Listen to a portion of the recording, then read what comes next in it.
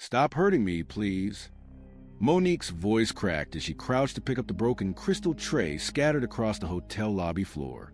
Dozens of guests froze mid-conversation. The sound of the man's polished shoes echoed closer. Carter, the hotel's white CEO, towered over her, his voice sharp and cruel. "You people never learn respect," he snapped. "A five-star hotel isn't a place for clumsy hands." Monique's trembling fingers tried to gather the pieces, her dark skin gleaming under the chandelier lights. The fragments reflected her tears. Around them, no one moved. Waiters looked away. Guests whispered. Shame felt heavier than the glass she was trying to save. If this already made your blood boil, hit like and subscribe right now, because stories like this are still happening and the world needs to hear them. Carter leaned closer, voice low but venomous. "Do you know how much that tray costs?" "More than your monthly pay, I'm sure." A nearby manager rushed in, whispering, "Sir, please, the guests are watching. Then they'll see what happens when incompetence meets opportunity," Carter barked. The words hit harder than any slap. Monique forced herself to stand. "I said I'm sorry, sir. It was an accident." He smirked. "Accident? No. It's a reminder why some people serve and others lead." Her eyes glistened. For a moment, she looked around the silent lobby.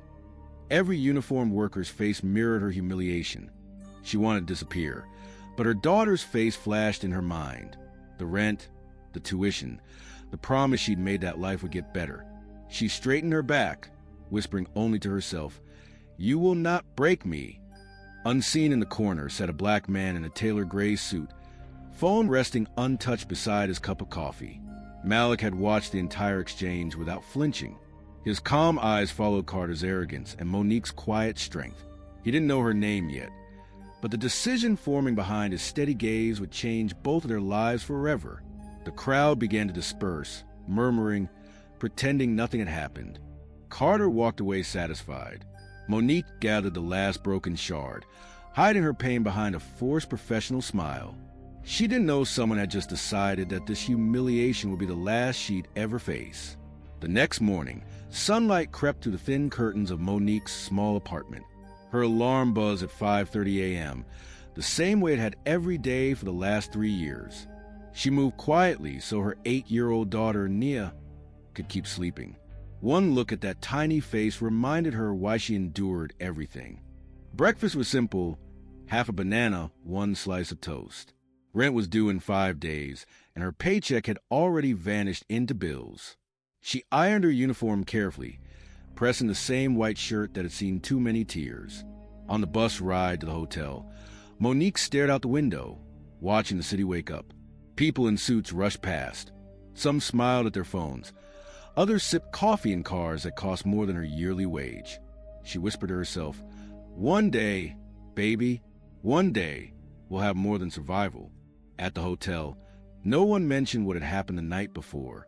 The manager only said, "Keep your head down, Monique. We can't afford to lose clients." She nodded, even though her stomach twisted.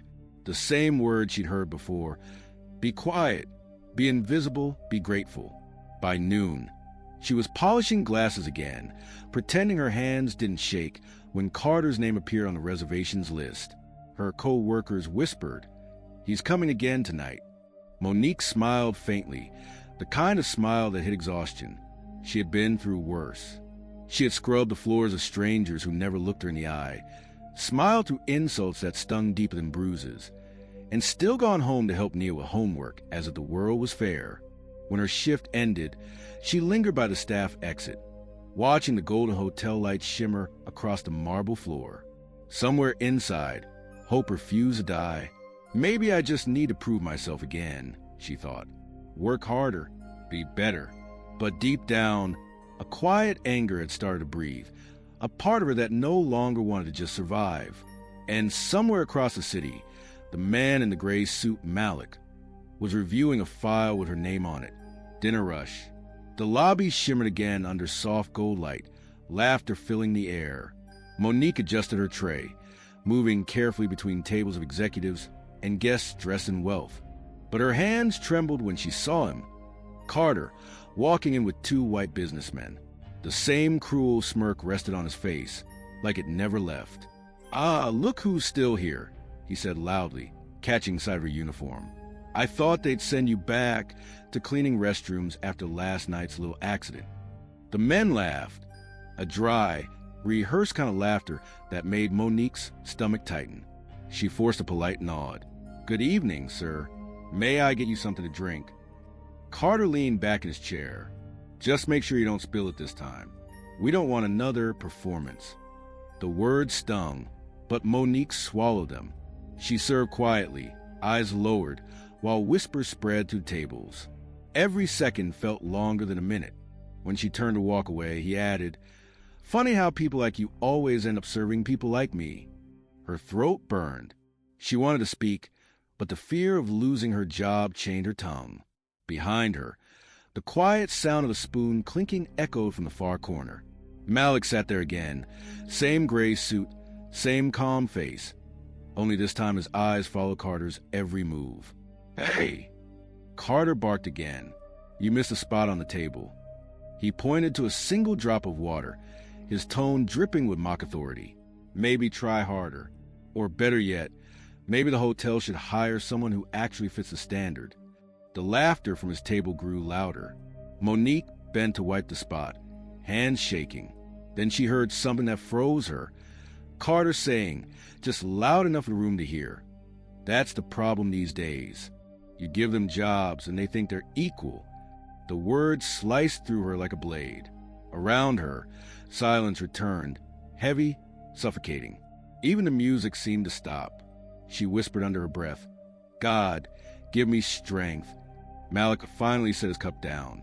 For the first time, he spoke. "Excuse me, sir," his voice calm but carrying through the room. "I think you've said enough." Carter looked up, surprised. "And who are you supposed to be?" Malik didn't answer right away. He just smiled faintly, the kind of smile that said he knew exactly what he was about to do. The entire restaurant waited.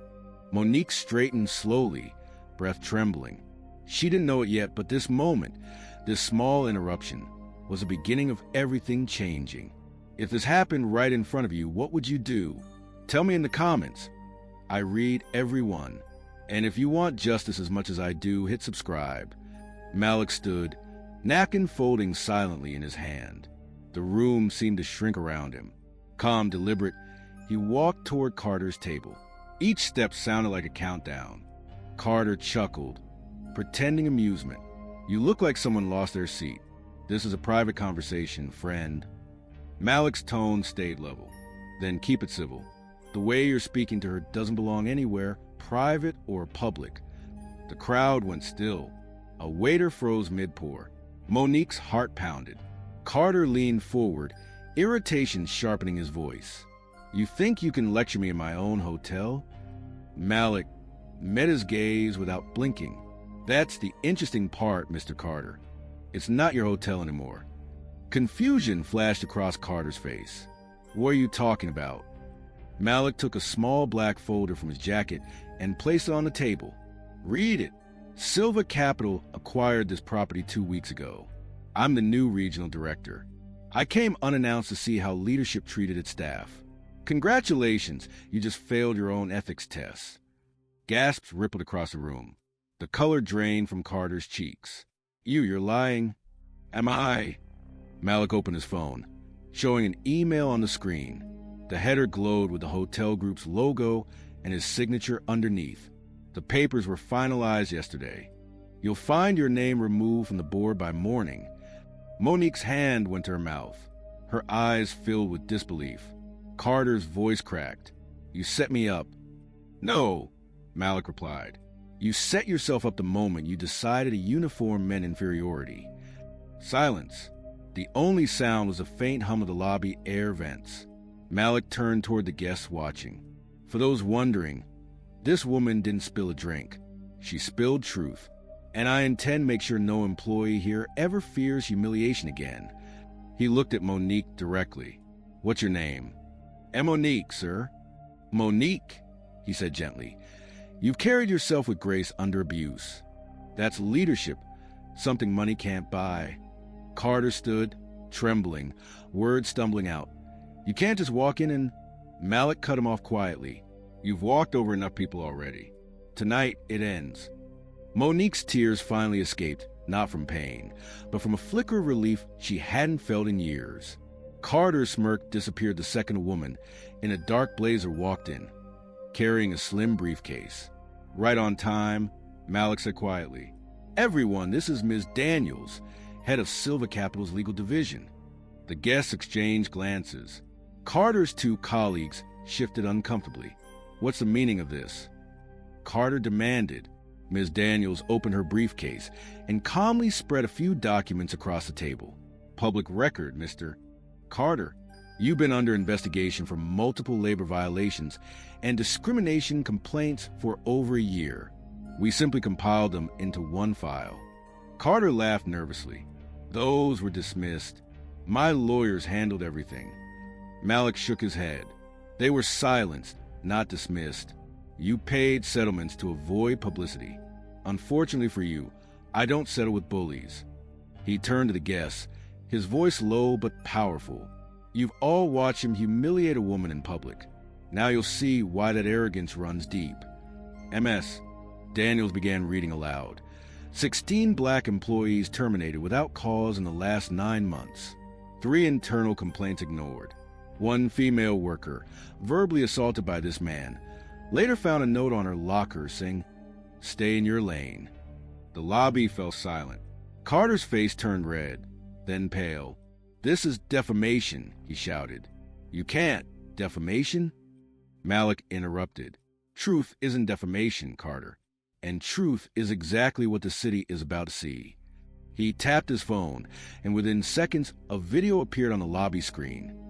Security footage from last night. Carter yelling, Monique trembling, staff frozen. Every second was visible to the crowd that had once looked away. Whispers filled the air. Some guests pulled out their phones, recording. The manager, wide-eyed, whispered, "My God." Monique stood frozen, her body stiff with shock. Malik looked toward her. "You don't have to hide anymore, Monique. You did nothing wrong." Her lip quivered. I just want to keep my job." "And you will," Malik said firmly. "In fact, you'll have more than that. You'll have respect." He turned back to Carter. "You use your position to crush people who only wanted to work honestly. That ends tonight. Effective immediately, you're removed from every hotel operation under Silver Capital's control." Carter's voice broke. "You can't do this to me. I built this place." "No," Malik replied. "You inherited it. She built it. People like her kept it alive." The applause started softly from one table, then spread across the room. Guests who had once stayed silent were now clapping for the maid they'd ignored the night before. Monique stood there, trembling, tears streaming down her face.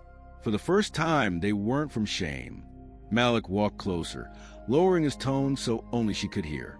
"I've been watching how you treat others. Kindness in chaos. I could use someone like that on my team." He handed her a card with his name embossed in gold. Malik Deshan, founder, the Justice Foundation. "This isn't charity," he said. "It's opportunity. You've earned it." News travels fast when justice finally speaks. By the next morning, videos of Carter's outburst and Malik's calm takedown had spread online. Millions of views in hours.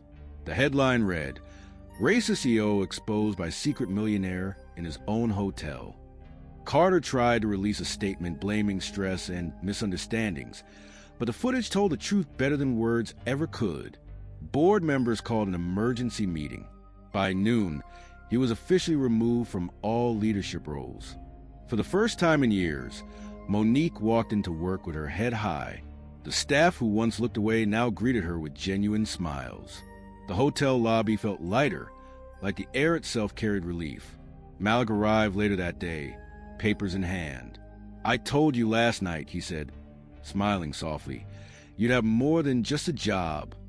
He announced to the team, "As of today, this location will reopen under new management, and Monique Parker will serve as Director of Guest Relations." The room erupted in applause. Monique froze, unable to speak. "Sir, I don't have a degree," she whispered. Malik smiled. You don't need one to lead with integrity. That afternoon, Carter's office was emptied, his nameplate removed, his portrait replaced by a framed photo of the staff together. Everyone equal, everyone seen. Over the next few weeks, the changes were immediate. Salaries adjusted fairly. Training programs launched for underprivileged applicants. The hotel partnered with Malik's Justice Foundation to create internships for single mothers and women of color. Monique oversaw every detail, from the uniforms to the staff code of ethics. Guests began noticing the difference, leaving glowing reviews about the atmosphere and kindness they felt. Late one evening, as she walked through the lobby, Malik joined her by the glass doors. "You've done something rare, Monique," he said. "You didn't just survive injustice. You turned into light for others." She smiled quietly. "I just wanted to prove that respect costs nothing." "Exactly," Malik nodded. "That's why people like you change the world quietly, until one day, the whole room stands applaud." Outside, the city lights shimmered across the windows, reflecting two people who had rewritten what power looked like. Not loud, not cruel, but fair. And somewhere across town, Carter watched the news, realizing that the empire he built on arrogance had crumbled under the one thing he never understood: dignity. 6 months later, the hotel lobby felt alive again, not from noise, but from purpose.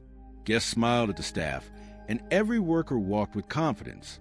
Behind the new reception desk hung a polished plaque that read, "Parker's Promise, Respect is Service." Monique adjusted her blazer, now embroidered with her title, Director of Guest Relations.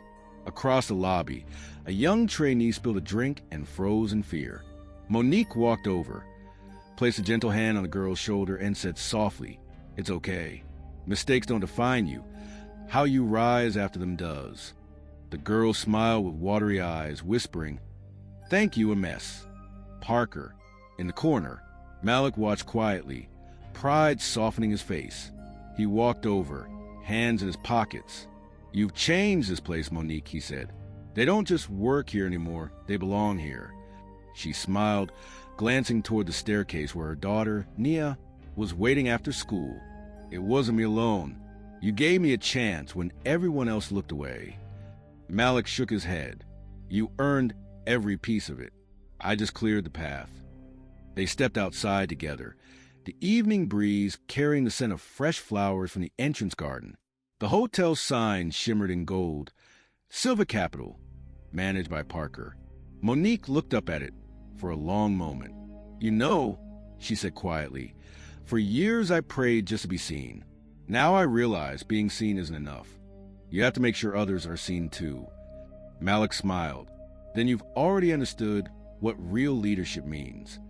As the sun dipped behind the skyline, Nia ran into her mother's arms, holding a school flyer. "Mom, my class asked if you can come talk about what happened, about standing up for yourself." Monique laughed through tears, hugging her tightly.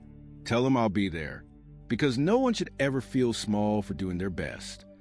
She looked back once more at the hotel, at the people, at the life she had rebuilt from ashes. For the first time, peace felt real. If you believe this should never happen again, share this now. And to my USA, UK, and Canadian viewers, your voice is power. Use it